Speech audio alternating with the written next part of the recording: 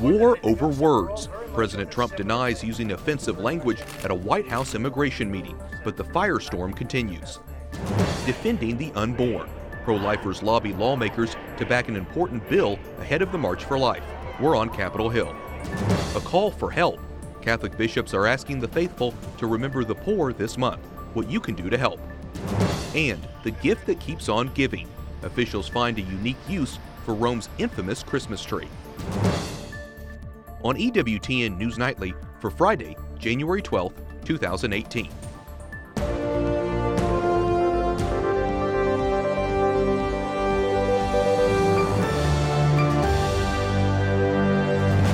Good evening, and thank you for joining us for news from a Catholic perspective. I'm Wyatt Goolsby, in for Lauren Ashburn. Fury on both sides of the aisle is spreading over the president's alleged comments tonight. President Trump denies he used a vulgar term in reference to African nations and Haiti during a White House meeting on immigration. But a top Democrat who was present stands by the report. White House correspondent Mark Irons reports. Good evening, Mark.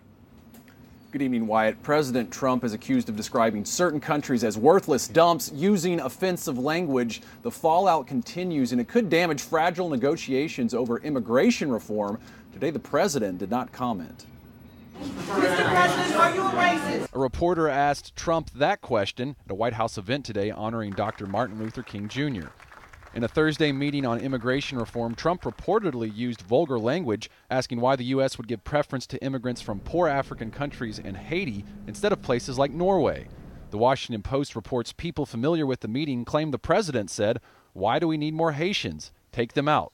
Senator Dick Durbin of Illinois, the only Democratic lawmaker who was in the meeting, is outraged. I cannot believe that in the history of the White House, in that Oval Office, any president has ever spoken the words that I personally heard our president speak yesterday, which were hate-filled, vile, and racist. In a series of tweets this morning, President Trump denied saying anything derogatory about Haitians, other than Haiti is obviously a very poor and troubled country. The president adding, he didn't say what reports claim. The language used by me at the DACA meeting was tough, but this was not the language used. What was really tough was the outlandish proposal made, a big setback for DACA. Trump referring to the program that protects dreamers, immigrants who grew up in the U.S. after their parents brought them here illegally. DACA could end unless Congress comes up with a solution. I spoke with the nephew of Martin Luther King Jr., Isaac Newton Ferris Jr. He was at the event honoring Dr. King at the White House today. Ferris tells me he spoke with the president, who says, "I'm not the person the media is portraying me to be." Two Republican senators in Thursday's meeting with the president say they don't recall the president's specific remarks. Wyatt. Mark, today is the 8-year anniversary of that devastating earthquake that killed over 200,000 people in Haiti. How is their government reacting to these reports? The Haitian government says it is deeply shocked and outraged by President Donald Trump's reported vulgar remark on immigration. They're calling it racist, and the Vatican newspaper today called the remarks harsh and offensive. Wyatt. Okay, we'll continue to follow this story. White House correspondent Mark Irons reporting. Thanks, Mark. President Trump will not be traveling to Britain to formally open the new U.S. Embassy in London. The president says on Twitter he canceled the trip because England gave the U.S., quote, a bad deal on the new embassy, which he blamed on the Obama administration. That even though the deal was closed by former President Bush in 2008. The building cost more than $1 billion. No date was set for Trump to visit Britain. Pro-life groups lobby the Senate to vote on a bill to ban most abortions after 20 weeks of pregnancy. They hope the chamber would take up the measure next week ahead of the March for Life, but they may be disappointed. Capitol Hill correspondent Jason Calvey has the latest. Good evening, Jason. Good evening, Wyatt. A Senate aide tells me there will be no pro-life votes next week. Groups pushed hard for the Pain-Capable Unborn Child Protection Act. It bans most abortions at 20 weeks. When the bill says unborn babies can feel pain. Despite this setback, pro-life leaders are not giving up. Janet Morana of the group Priests for Life this week briefs congressional staff on the 20-week abortion ban. This has got to stop. Unborn children can feel pain. We treat animals better in our country than unborn children. The EWTN host also shared stories from Silent No More, a group of men and women who regret their abortions. Many of the women from Silent No More Awareness Campaign who had abortions said legality gives permission. So if it had never been legal, they would never have considered abortion. But think of it this way, if an unborn child can feel pain, why shouldn't we protect that child? In October of 2017, the House passed the pain-capable bill. The yeas are 237, the nays 189. The bill is passed. And Senate Majority Leader Mitch McConnell seemed optimistic about a vote when EWTN's Mark Irons questioned him in the Rose Garden. Well, it's supported by virtually all of my members, and we expect to have a vote on it at some point. For months, pro-life groups have been pushing for a vote around the March for Life next week. That's when thousands of pro-life Americans will mark the anniversary of Roe v. Wade, the 1973 landmark decision that recognized abortion as a constitutional right.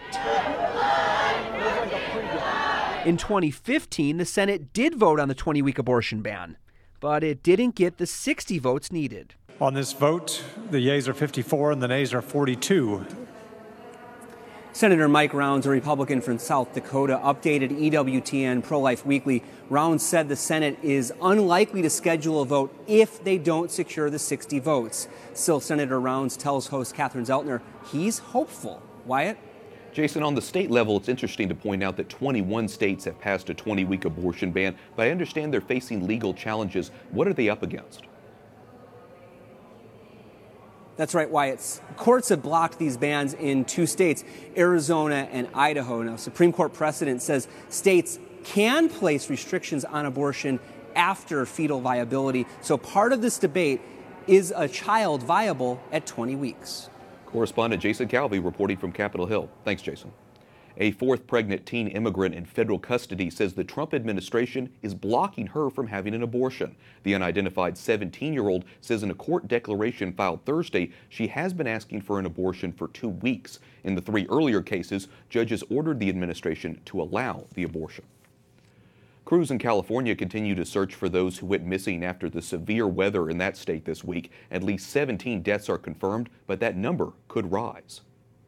Rescue teams and cadaver dogs dig through knee-deep mud looking for people who haven't been seen in days.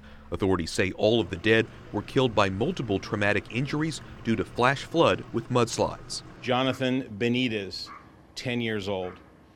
Kaylee Benitez, 3 years old. Martin Cabrera Munoz, 48 years old. Montecito resident Kurt Pickering lost 2 friends. Josie Gower being one, and Rebecca Riskin, and their bodies were found down at the 101 from Glen Oaks, 192. So that's almost 2 miles. So it's real sad. More so when you know these people. The areas where victims were found remain under mandatory evacuation. Yesterday, the sheriff's office said 48 people were missing, but later revised that number to 8. He says as many as 43 could still be unaccounted for. These deadly mudslides came after the Thomas Fire, the largest in state history. Heavy rains triggered mudslides in scorched areas stripped of vegetation. The torrential rains were felt across Southern California, even in Burbank, where a mud flow pushed this car down a street. The 2 people inside were able to eventually gain control of the car and escaped without injury. But some Californians fear there could be more storms like this in the future. Could it be 3, 4 more? If you look at the hills up here, everything's exposed. And I would ask people to prepare themselves for a winter of similar proportions if we continue to get rain like this. Authorities say nearly 600 structures have been damaged or destroyed by the mudslides. 3 suspected Islamic militants are killed in Bangladesh after security forces storm an apartment building and opened fire. Authorities say they found explosives inside and say the suspects were planning to target, quote, vital establishments in Dhaka, the country's capital. Bangladesh has seen a rise in violent Islamic extremism in recent years. In July 2016, 5 terrorists stormed a restaurant and killed 20 hostages. Protests in Bolivia over new laws in the country approved by President Evo Morales. It lumps criminal groups with religious organizations and bans people from trying to get others to participate in criminal activity or a worship service. Churches, journalists, and unions are not happy with the changes. A report in ChristianToday.com says the updated legislation could end religious freedom in the country. More than 2,000 pilgrims, including refugees from Iraq and Syria, gather at the Jordan River to mark the baptism of Christ. So this is a good occasion for us to remind ourselves that Jesus Christ was born in Bethlehem, was baptized in Jordan, and he lived in this holy land where we are living together. Priests bless people with water from the Holy River, where John the Baptist is believed to have baptized Jesus. It's one of the holiest sites in Christianity. A homeless Belgian man is giving a privileged burial at the Vatican. 64-year-old Caesar Willie Devreux was a pilgrim that lived around St. Peter's Basilica this past summer. He was given a proper Catholic funeral yesterday and was buried in the German cemetery in the Vatican. Prisoners in Peru have made 300,000 rosaries ahead of Pope Francis' visit next week. It's a joint effort by the country's prison system and the Archdiocese of Lima. The rosaries will be sold to help cover the cost of the visit. After Peru, the Holy Father will travel to Chile, where he will meet 2 victims of the country's military dictatorship. Francis isn't ruling out talking with victims of clergy sex abuse. Spokesman Greg Burke says the scandal is clearly an important theme in Chile. And officials are preparing the Pope Mobile for the Holy Father's visit to Chile. More than 17,000 police officers will be patrolling the streets during the trip. The extra security was put in place today. Authorities are expecting protests during the Holy Father's stay from January 15th through the 18th. Jesuits around the world are calling on communities to take action to support refugees.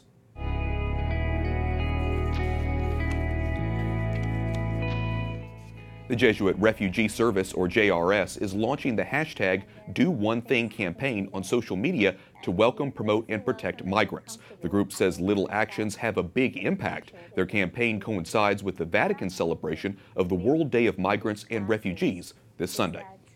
Earlier today, Vatican correspondent Juliet Lindley spoke to JRS International Director Father Thomas Smolich. Father Thomas Smolich, head of the Jesuit Refugee Service, thank you so much for joining us here at the Vatican. It's a real pleasure to have you here. Thank you. How are you rolling out the campaign? Can you give us practical ideas and suggestions on how I and anyone watching this show can get involved? Sure, and thank you for that question. Like any campaign these days, it's primarily a social media campaign. It's available all over the world on all of those forms and functions that all of us can use. So it's on Facebook, it's on Twitter, it's on Instagram, it's on YouTube, it's on our website. The hashtag is Do One Thing is something that anybody can plug into. We invite people to send us a picture. Tell us, what's the one thing you've been doing? Let us know what the one thing is that you are doing to make a difference in the lives of refugees and forcibly displaced. So they would put hashtag Do One Thing with a picture and post it. You've got it. And let the rest of us know, let the rest of the world know how you are creating this revolution of kindness, of tenderness. Give me tiny examples of what I can do. What could you do? Certainly, tweet, retweet, do all of that stuff, all the stuff that people do on social media. Maybe, you or someone else, maybe there's a center near your home that works with migrants or refugees. Go visit. Maybe you know somebody who's from a different country. Maybe you go and meet them. Maybe you talk to people in your church to say, there's always a need for sponsoring refugees. Is this something that our church could do together? Or maybe you know that in your parish convent, your church convent, they've got empty space there. And there's a family that needs shelter, that needs a place to go. Maybe you start talking to the people who could do something on that.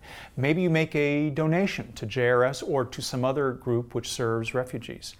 There are all sorts of ways to get involved to make a difference. How are you going to ascertain the success of your campaign? How are you going to know what kind of an impact it's having? The real change or the real success of the campaign will be, does this open somebody's heart to this new way of looking at people? Does my posting that picture change the view of my cousin, my friend, my workmate? And they start looking at the refugee situation a little bit differently than she did or he did 2 weeks ago. That's what we're hoping for. Father Thomas Smolich, thank you so much for joining us here at the Vatican. It's been a real pleasure. Thank you very much. Thank you. Coming up, a dilemma in Philadelphia. A Catholic university is set to sell masterpieces of art to raise money, but not everyone is pleased.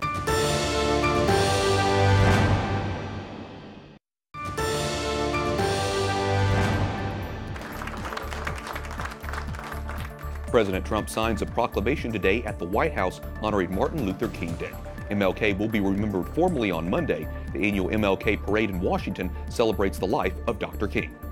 Welcome back. I'm Wyatt Goolsby in for Lauren Ashburn. The U.S. Catholic bishops have named January Poverty Awareness Month. A little more than 12% of Americans are considered poor, meaning they only make about $12,000 per year. The poverty rate for families is almost 10%. That rate has been declining the past few years, but the bishops say more work needs to be done to help those who are less fortunate.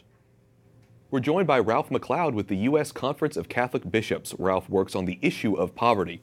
So Ralph, Pope Francis has made it very clear. He says we should make the poor a priority. How are the bishops living out that message? Well, the bishops, in a very real way, have called the Catholics of the faithful of the United States to come together and realize that poor are a priority, and that we look for ways we might be able to encounter them in a very real way, to realize that they're our brothers and sisters, and realize that when they find themselves in poverty, for whatever the reason, they're not able to live up to the human dignity that God wants all of us to live up to. That seems to be the real key, isn't it, Ralph? I mean, being able to identify with another person and sort of that common humanity, isn't it? Sure it is. And I think once that happens, we change. Once we allow ourselves to realize that shared humanity with one another, that person isn't, who's living in poverty isn't in some vacuum, but once we realize that's our brother, that's our sister, that's us in a very real way, we can't ignore, we have to be different. First, I think the whole idea of prayer and the way that we pray, certainly praying for our own needs, the needs of our family, but identifying ways we might pray for those persons who find themselves who are struggling, who are having difficulty. And to do that, we have to know who they are and know what their struggles are. Look for ways that they might be able to participate in things like homeless shelters, soup kitchens, hospitals, schools, and those kinds of things. And understanding and realizing that there's a couple of ways to deal with it. There's the direct service kind of way to make sure that those needs are met in a very real way for that day, but also to ask the very hard question, like, why are there people who are hungry? Why are there people who are homeless in the land of plenty? And what can I do? What can I do as an individual? What can I do as a family? What can I do as a community? What can I do as a parish to help alleviate some of that pain for the folks who are struggling? Before we go, I want to switch gears really quickly and ask you about immigration, because there's been some controversy over the immigration debate. What advice are bishops giving the president and lawmakers over the issue of immigration? This isn't a new issue for the bishops. They've been very vocal about the importance of helping to develop comprehensive immigration reform, but in a real way that they realize and understand that these are not strangers, that the boundaries that exist, sure, the boundaries need to be protected, but we as a migrant church, if you will, as a folks who are moving from place to place, we welcome the stranger. The church welcomes the stranger with open arms and realizes and appreciates that shared humanity, and the bishops have been very clear about that. Such important message, several important messages that the bishops continue to work on. Ralph McLeod, Director of the Catholic Campaign for Human Development with the U.S. Conference of Catholic Bishops. Thanks so much for speaking with us about it. Thank you. It's my pleasure. Nice to meet you, Ralph.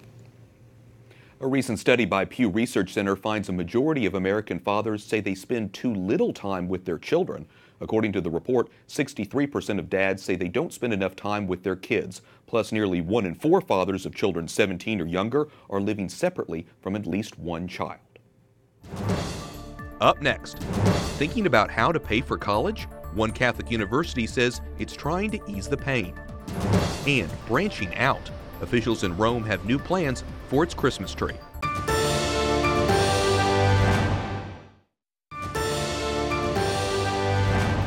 The church honors Saint Marguerite Bourgeois on her feast day. She was born in France in the 17th century, but moved to Canada and established a school for Native American girls in Montreal. By the time she died, she was referred to as the mother of the colony.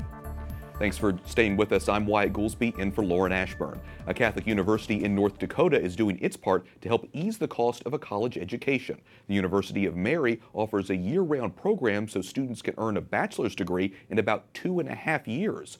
The University of Mary has more than 3,000 students, 99% of whom receive some form of financial aid. Its Catholic Scholarship Program offers free room and board to eligible graduates of Catholic high schools. Joining us with more details on the program is Michael McMahon, the Vice President of Enrollment at the University of Mary. Michael, earning a bachelor's degree in about 2.5 years sounds almost too good to be true. Explain how it works, and are you worried you're cramming in too much material? Well, the University of Mary looked very closely at year-round campus, this revolutionary program for higher education. Really, it stemmed from the complaints of hordes of people, lots of people looking at higher education now are concerned about lengthening time to completion, about rising costs. And the university's response to that, our innovative response, was to reinvestigate the business model, the whole way higher education is structured. And so we realized that if we just put 8 semesters consecutively and have a student get 3 academic terms in a year rather than their customary 2, then we could get someone done with a bachelor's degree from the University of Mary in 2.6 years, and potentially, if they enroll in one of our master's degrees designed for working adults, a master's degree in 4. So they're getting 2 degrees before many of their peers have even gotten their bachelor's degree completed. When you lay this out, there's still 7 weeks of vacation that are built in between the terms. And so it's not an accelerated program. It's not something where it's a breakneck pace. It's the same number of credits for our students. They just do it for 3 terms a year rather than 2. And a University of Mary education is designed to prepare someone for the whole of their life. Well, for the first time ever, the NCAA, the National Collegiate Athletic Association, approved shortened degree programs for athletes. Why is that significant for your students? Well, first, it's a testimony to the innovation that the University of Mary has accomplished here. But the NCAA, I was on the conference call with them when they talked this over with us, and they said when they gave us the approval, we can't believe that what you're doing is possible, and we can't penalize your athletes with eligibility restrictions because your student athletes deserve the same possibility to get a $300,000 plus lifetime benefit, a lifetime financial benefit of over $300,000. We can't penalize your student athletes and not allow them to take advantage of this innovation. You also say at the University of Mary you educate the whole person, including positioning students to give back to their community. Obviously, you know, many schools mandate community service, but what makes your approach different on this? Well, it's a number of things again, but our president, Monsignor James Patrick Shea, he has a freshman seminar where he instructs every one of our incoming students. And of course, he harkens back to St. John Paul II and reminds them, he says, your life is not about you. It's your life, yes it is, but if you can't find a way to give your life away in love, you'll never be truly happy, you'll never find joy. Well, it is so interesting to hear about your innovative approach to education, and obviously you guys doing that from a Catholic perspective. Michael McMahon, the Vice President of Enrollment at the University of Mary, thanks so much for speaking with us. Wyatt, thanks very much for the time. LaSalle University is not backing down from plans to fund teaching and learning initiatives by selling 46 pieces of art from its museum. That despite criticism from the faculty and the wider community. These are just 2 of the pieces expected to be sold. The artwork is expected to net at least $4 million. One faculty leader at the school says selling the pieces breaks faith with the legacy of the former president, Brother Daniel Burke, who founded the museum at the Philadelphia school. Police in Italy say they've recovered about 250 handcrafted nativity scene figurines from the 18th century. The pieces were stolen from churches and private homes across southern Italy. Officials showed them to the public today in Rome. The shepherds, crafted in traditional Neapolitan style, are estimated to be worth over $2 million. The rightful owners of some 50 statues have been identified. The Christmas tree in Rome's main square is given new life. City officials say the tree will become a lactation hut for mothers and their babies. The 70-foot tree went viral this Christmas season after needles started falling quickly, making it look rather bare. Rome's mayor says the tree's new life shows the city as a model of recycling. And that wraps up our newscast for tonight. We thank you for watching this week. For the entire EWTN News Nightly team, I'm Wyatt Goolsby. We'll be back on Monday with more news from a Catholic perspective.